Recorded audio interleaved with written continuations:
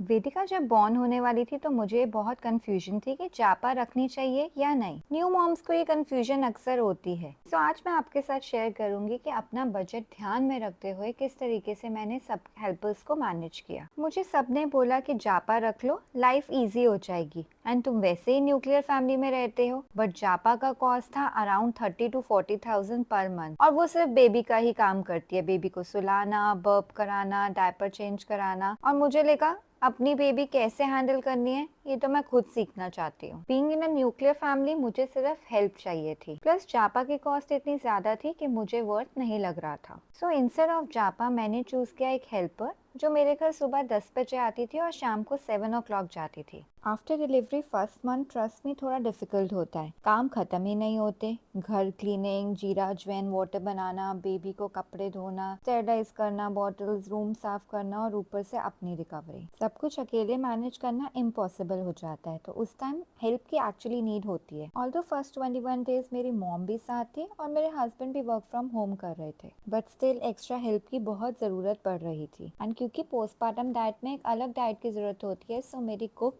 भी हायर्ड थी। प्लान तो ये था कि हेल्पर को 6 मंथ्स रखेंगे, लेकिन 2.5 मंथ्स में ही मैंने उसे बाय बाय बोल दिया। ऑनेस्टली अगर मैं आपको बताऊं तो मैं अपनी बेबी को हेल्पर के साथ ज्यादा देर छोड़ना कंफर्टेबल फील नहीं कर रही थी। मैं खुद वेदिका के साथ ज्यादा टाइम स्पेंड करना चाहती थी एंड छोटी छोटी बातों पे इंटरफेरेंस करना मुझे बिल्कुल भी पसंद नहीं आ रहा था। और एक पॉइंट पे मुझे रियलाइज हुआ मेरी मेंटल हेल्थ, मेरी पीस सबसे ज्यादा इम्पोर्टेंट है। सो अब मेरे पास मील्स के लिए कुक है और एक क्लीनर है जो कि घर एंड यूटेंसिल्स तो क्लीन करती ही है, साथ में वेदिका के सारे क्लोथ्स धोकर उन्हें आयरन भी करती है। सो मेजर काम घर का इस तरीके से कंप्लीट हो जाता है। एंड देन वेदिका को संभालना एंड उसके छोटे छोटे काम जैसे कि वाटर वार्म करना एंड बॉटल क्लीन करके स्टेरलाइज करना, अब वो मैं खुद से ही करती हूँ। ऐसी बहुत चीजें थी जिसको लेकर मैं पहले थोड़ा घबराती थी, लेकिन now I am a pro mom. अब मुझसे सब कुछ मैनेज हो जाता है and I feel extremely happy about it. And finally expense भी एज कम्पेयर टू जापा एंड फुल टाइम मेड के कंपैरेटिवली बहुत ज्यादा कम हो गया है। हाँ, घर कभी कभी मेसी होता है, चीजें भी डिले होती हैं, बट गेस व्हाट, मैं खुश हूँ। मैं अपने बेबी को अपने तरीके से रेस कर रही हूँ एंड मुझे कोई भी रिग्रेट नहीं है। So to all the moms, help लेना जरूरी है पर अपनी मेंटल हेल्थ और कंफर्ट को सबसे ऊपर रखो।